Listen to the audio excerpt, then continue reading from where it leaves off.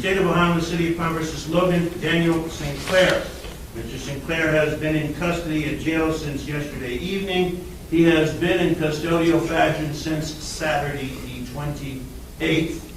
Mr. Tates has been appointed as public defender to represent him. I'm Judge Spanigal Logan. You've been charged with the crime of aggravated murder, a felony of the first degree. This is what is called the arraignment. The purpose of the arraignment is to explain to you the charges against you, the penalties you face, and the procedures that you have to follow and the rights that you have. I have given your attorney a copy of the complaint. It is alleged that on Saturday, while in Parma County, Ohio, that you did purposely cause the death of Robert J. Sposett while fleeing immediately after committing the offense of aggravated robbery, this being at the Sunoco gas station at 5385 Turl Road. As charged, that is aggravated murder, a felony of the first degree.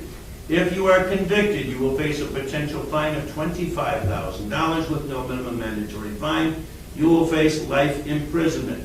There is the possibility, although not noted at this time, that if certain specifications are added to the criminal charge of aggravated murder, you could potentially be subject to the death penalty. That does not exist at this time. That would be a matter for the county prosecutor. You may face additional charges including gun specification or aggravated robbery here, as they have alleged. Those are also matters that may come up later. You have the right of silence in front of me. All proceedings are recorded so that anything you say may be used against you. You have the right to an attorney. You have qualified for Mr. Tates at this stage as your public defender. You may have a future public defender at other stages of the proceedings, as Mr. Tates is for these proceedings only. The arraignment that I am doing now is the first step. That will include the setting of bond. The next step is what is called a preliminary hearing. The purpose of a preliminary hearing is to give you an opportunity to confront the evidence against you as to whether there should be a charge going forward or not. At that hearing, you would be here with Mr. Tates, the prosecutor of Parma would be here, there then would be a hearing in front of me. This hearing is not a trial. It is not a proceeding to find you guilty or innocent, but in order for the felony to proceed, the prosecutor must show me enough evidence to establish two things of probable cause, or to better explain that two things are probably true. First, probably true that someone caused the death of Mr. Sposett. Second, probably true that you are that person.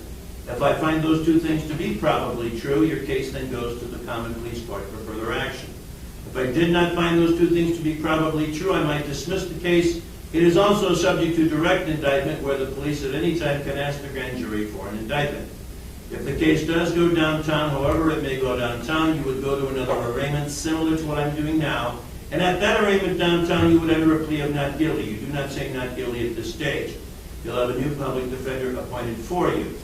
If that case is resolved in some way prior to a trial, fine. But if it is not resolved prior to a trial, it would automatically go to a jury trial, where it's the job of the county prosecutor to prove beyond a reasonable doubt that you are guilty of either aggravated murder or a lesser included offense. If you would rather have a judge decide the case, you could do that. That's called waiving the jury. That's a decision that you would make once you see the evidence downtown and consult with your attorney. Do you understand what I've explained thus far, sir? Yes, Your Honor. Any questions? No, Your Honor. We will let the record reflect the defendant understands the explanation of rights. Now, you have discussed the case with Mr. Tates in our lockup. I have what appears to be your signature on a waiver of preliminary form. To indicate you can also waive that hearing I explained. When I show it to you, did you read the form, sir, before you might have signed it? Yes, Your Honor. And did you then sign the form after you read it? Yes, Your Honor. Now, by signing this form, you are not waiving any rights that you have as a defendant in this case, except the preliminary hearing that would have been held now will not be held. It means that your case will go forward to the grand jury for indictment. Once that indictment is issued, you will go to that arraignment that I explained to you downtown. You'll then get your new attorney down there, and at that time you would enter a not-guilty plea. Now, even though this is a preliminary stage, have you had enough time to discuss this case with Mr. Tates so he understands what it's about and he's been able to give you good advice? Yes, sir. Okay. Right now, you're under the influence of any alcohol, drugs, or medications, whether prescription or non-prescription. Yes. And what are you currently taking, sir? Oxycodone. Okay, is that relative to your injuries? Yes, sir. Okay. But you're mentally clear right now? You understand what's going on? Say it out loud. Yes, sir. Thank you. I am satisfied that Mr. Sinclair has made a knowing, intelligent, and voluntary plea, waiver of preliminary hearing rights. with effective assistance of counsel. Although bond still to be determined, court will order that 15-8-49-11 be bound over to the grand jury for further proceedings. As to the matter of bond, Mr. Sinclair, we now must get information relative to the determination of bond. Your PD form indicates you live with a girlfriend, you're unemployed. Are you currently out on bond for any other criminal or traffic charges? No, Your Honor. Are you currently on probation, parole, community control, or post-release control for any No, Your charges? Honor. To the best of your knowledge, are there any other pending criminal or traffic charges pending anywhere against you? No, Your Honor. Okay. Court notes his record appears to indicate he has no prior common police history in our county. Leads apparently indicates an arrest about a year ago out of Cleveland, but does not show any disposition. Mr. Dobick, does the city wish to be heard as to the matter of bond? We do, Your Honor. The city is asking for a $5 million bond. We believe that the defendant is a flight risk and a threat to the public for the following reasons. He was involved not only in the armed robberies such as killing of Mr. Spossett, but he also shot at a witness that particular evening, a witness that was giving assistance to Mr. Spossett. And in addition to that, about an hour before, he was involved in and committed another armed robbery in the city of Cleveland.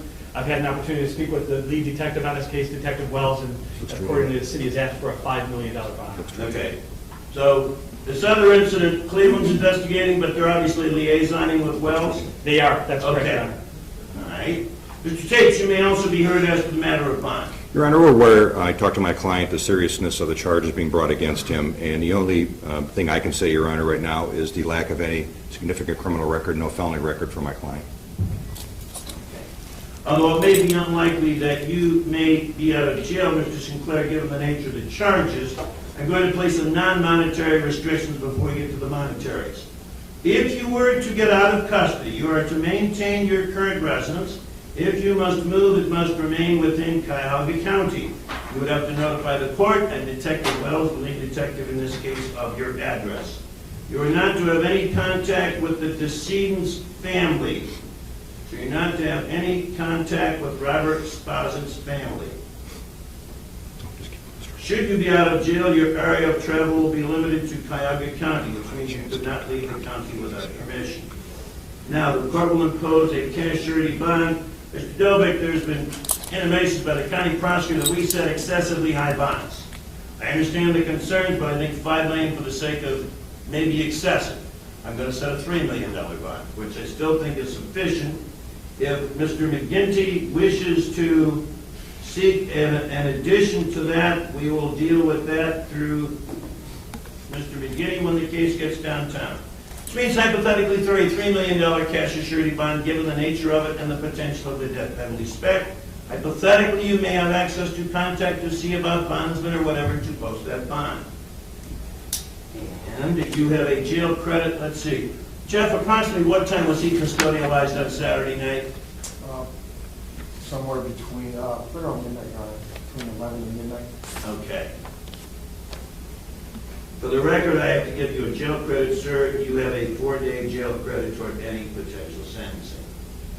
Mr. Dobick, anything else as to Mr. Sinclair? Not on behalf of the city, Your Honor. Okay, Mr. Tate, anything else? No, Your Honor. Close proceedings as to Mr. Sinclair. You may take Mr. Sinclair back downstairs. We'll have them prepare the appropriate MIT papers.